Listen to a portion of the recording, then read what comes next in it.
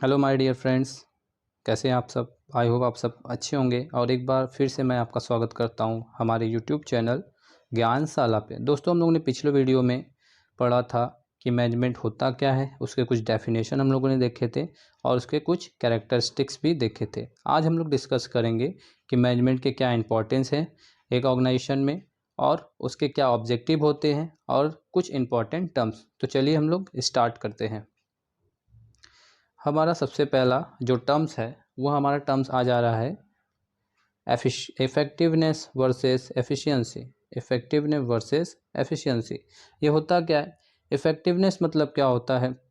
Effectiveness मतलब हो रहा है कि effectiveness is about doing the right task. यानी इफ़ेक्टिवनेस का मतलब होता है कि कोई भी काम जो तुम कर रहे हो उसको सही तरीके से करो, ठीक।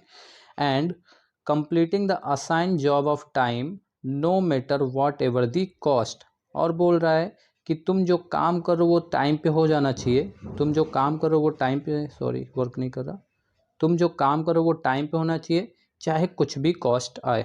सर इसका मतलब क्या हुआ। देखो, इफ़ेक्टिवनेस मतलब होता है कि आपने जो टास्क दिया गया है, आपको ऑर्गेनाइजेशन ने कोई काम दिया है, आप उस काम को कर दो, चाहे उसकी कॉस्ट कुछ भी आए, बस टाइमली वर्क होना चाहिए। फॉर एग्जांपल, मैंने बोल दिया कि तुम लोगों को किसी भी तरीके से स्टडी मटेरियल कलेक्ट करना है लास्ट 2 डेज में, ठीक है। मैंने तुमको टाइम दे दिया। अब उस टाइम में तुम्हें जो कलेक्शन करने में प्रॉब्लम आ रही है, जो भी तुम्हारे कॉस्ट आ रहे हैं, उससे कोई मुझे मैटर नहीं है। बस तुम्हें ये डिटरमाइन करना है कि जो मेरा टाइम है उस टाइम पे मेरा काम हो जाए। तो इसी को बोलते हैं हम लोग इफेक्टिवनेस। इसी के थोड़ा सा अपोजिट बोल सकते हो या इससे थोड़ा ब्रॉडर कॉन्सेप्ट बोल सकते हो, तुम्हारा क्या होता है एफिशिएंसी। क्या होता है तुम्हारा एफिशिएंसी, ठीक है। Efficiency is about doing the job in cost. यानी एफिशिएंसी क्या है, हम जो काम कर रहे हैं वो तो मेरे कॉस्ट को इफेक्टिव तरीके से यूज करें, यानी getting maximum output with minimum output input. यानी बोल रहा है कि कम से कम रिसोर्सेज का मैं यूज करके ज़्यादा से ज़्यादा आउटपुट लाऊं। तो सर ये तो थोड़ा अलग लग रहा है।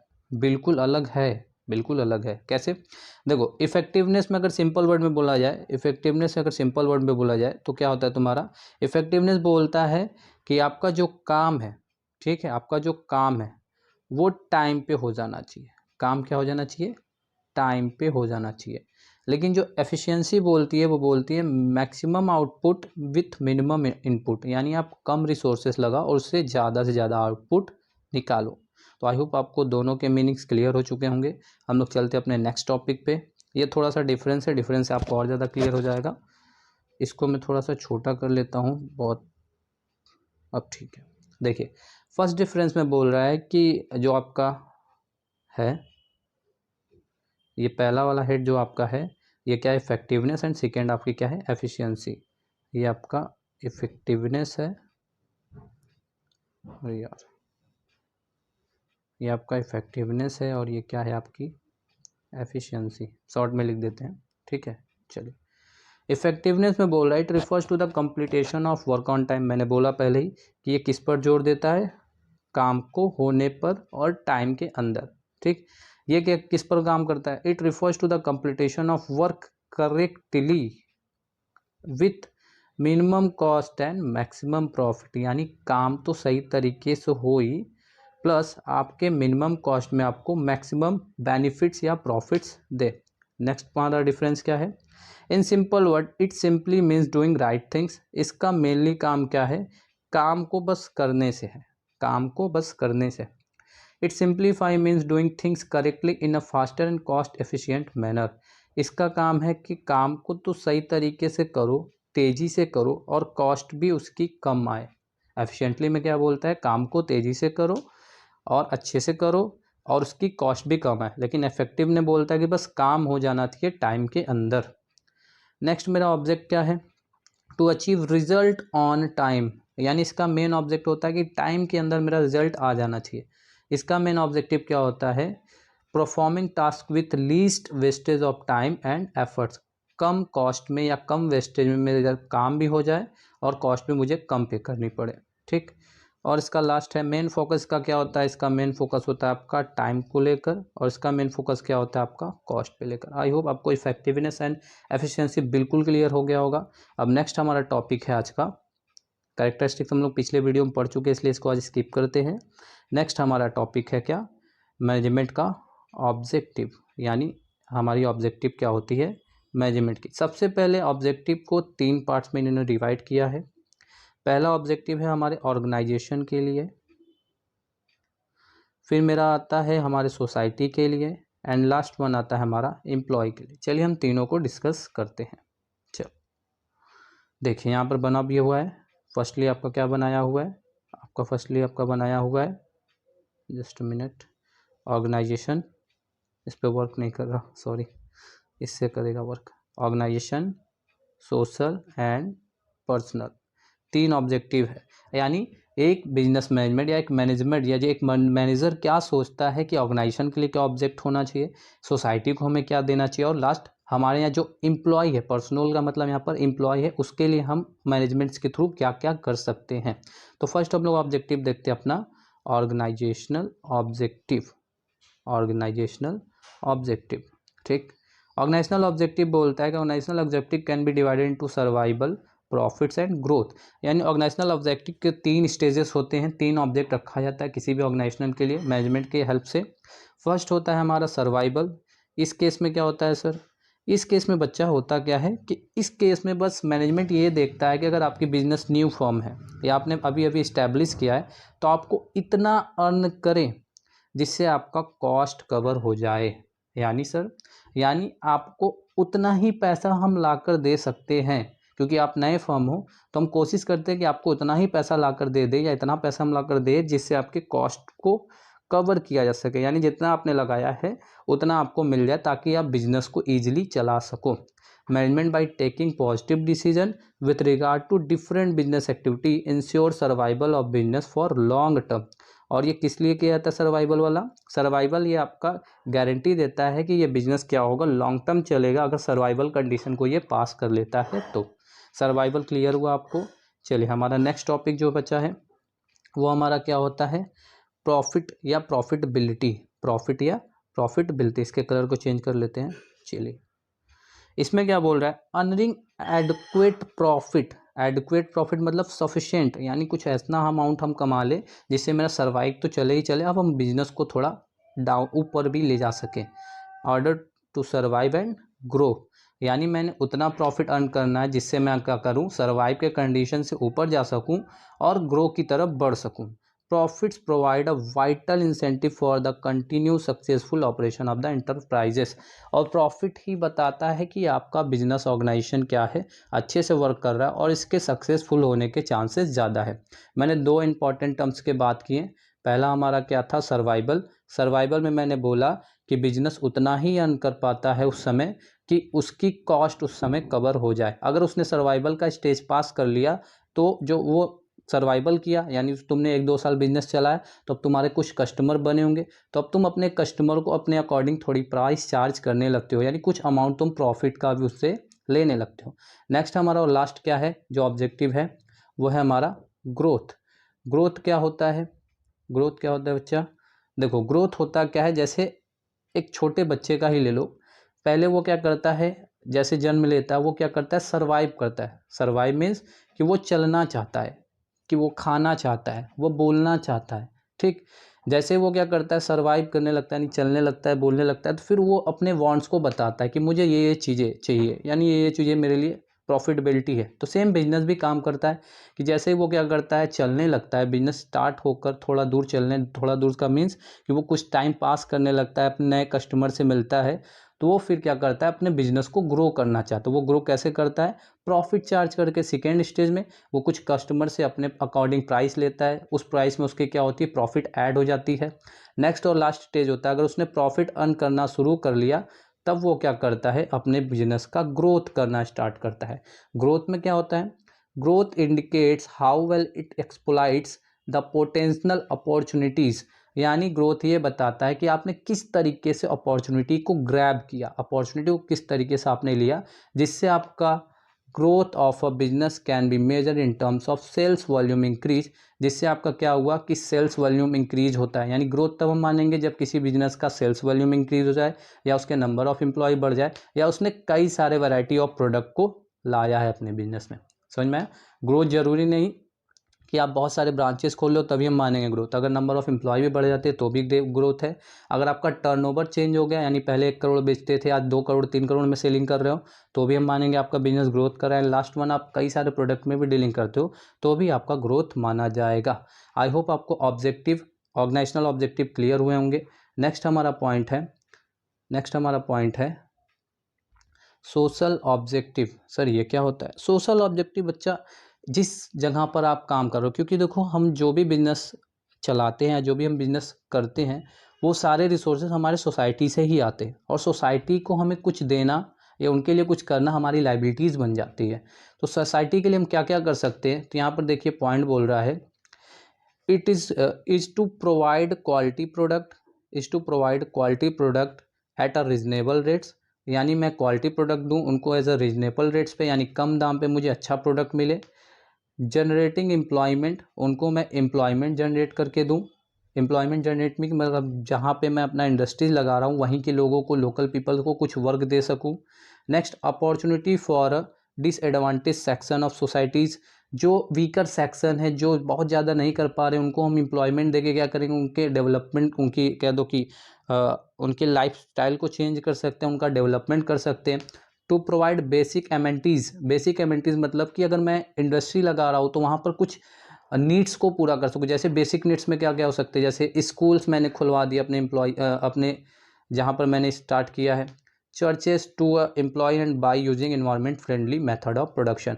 और मेरा जो मेथड ऑफ प्रोडक्शन होना चाहिए वो क्या हो, इको फ्रेंडली मतलब ज़्यादा इन्वायरमेंट को हार्म ना करे, मेरे प्रोडक्ट लोगों को हार्म्स ना करे। इन्वायरमेंट में अगर ज़्यादा पॉल्यूशन होगा तो मेरा प्रोडक्ट क्या मतलब लोग खरीदने से भी बंद कर सकते हैं, और इन्वायरमेंट तो जाहिर सी बात है वहीं अगर हमें वर्क करना है तो इन्वायरमेंट को नुकसान नहीं करना चाहिए। तो सोशल ऑब्जेक्टिव आपका यही था।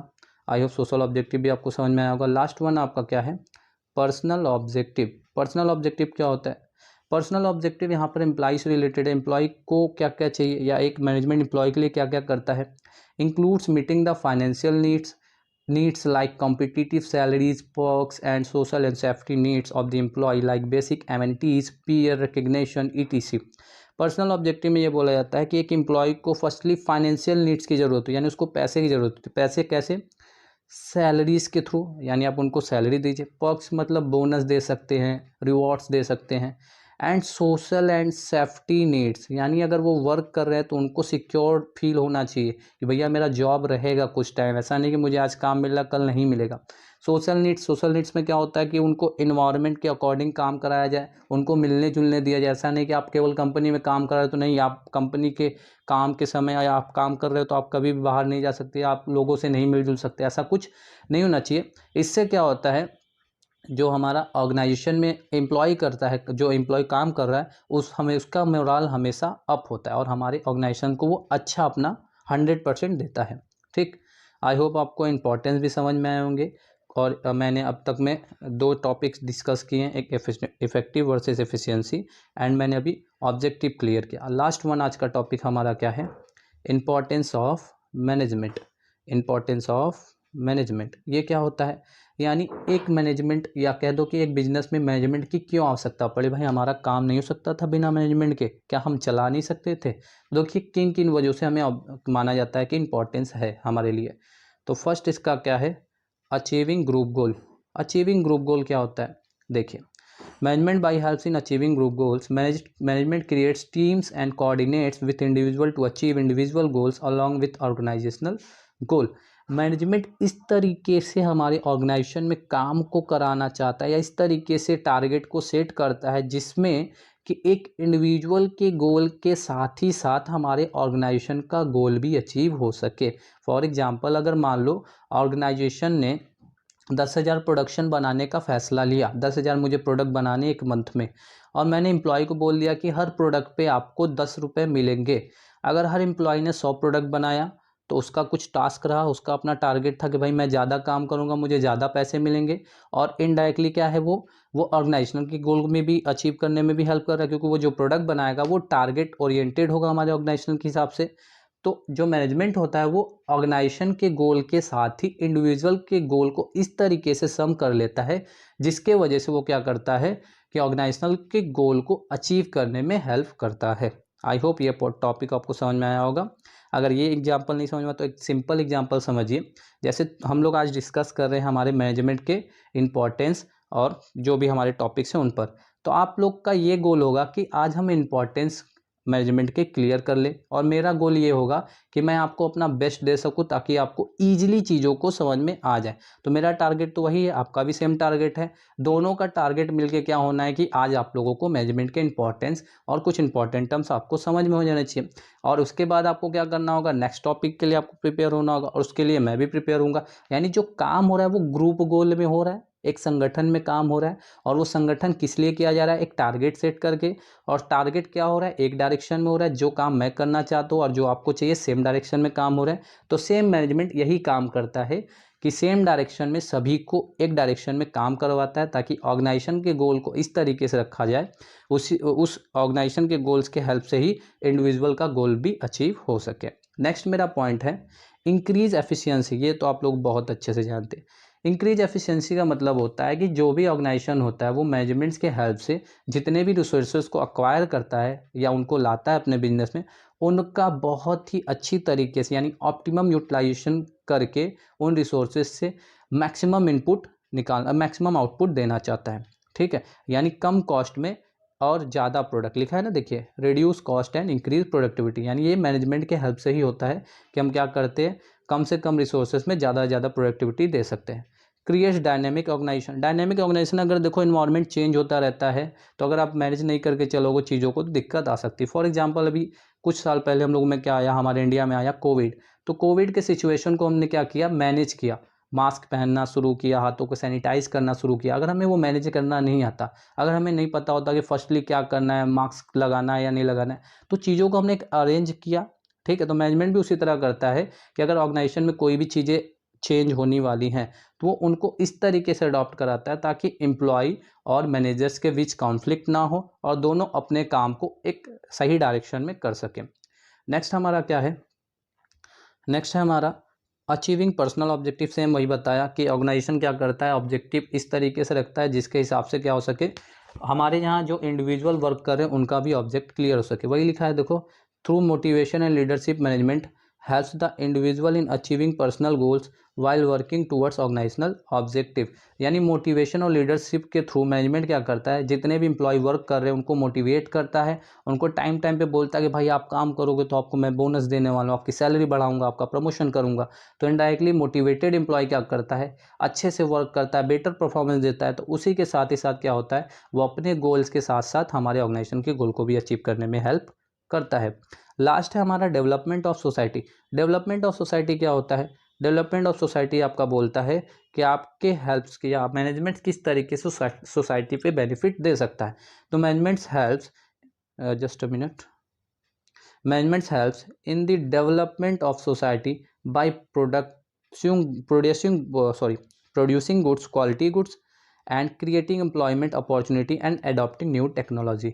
ये सोसाइटी के लिए कैसे हेल्प करता है, वो क्या करता है, कुछ नए प्रोडक्ट लाता है, क्वालिटी प्रोडक्ट लाता है, टाइम टाइम पे लोगों को एम्प्लॉयमेंट जनरेट करके देता है, और जो हमारी टेक्नोलॉजी चेंज हो रही है उन सारी चीज़ों के बारे में भी हमें अपडेट रखता है। फॉर एग्जांपल अगर मोबाइल कंपनी है, आप मोबाइल इंडस्ट्री चलाना चाहते हो, तो आप सोसाइटी को कैसे अपडेट करोगे या कैसे इंपॉर्टेंस मतलब कैसा कंट्रीब्यूट देना चाहोगे, आप नए टेक्नोलॉजी के फ़ोन लेना चाहोगे जिससे उनको ईजिली वर्क कर सके।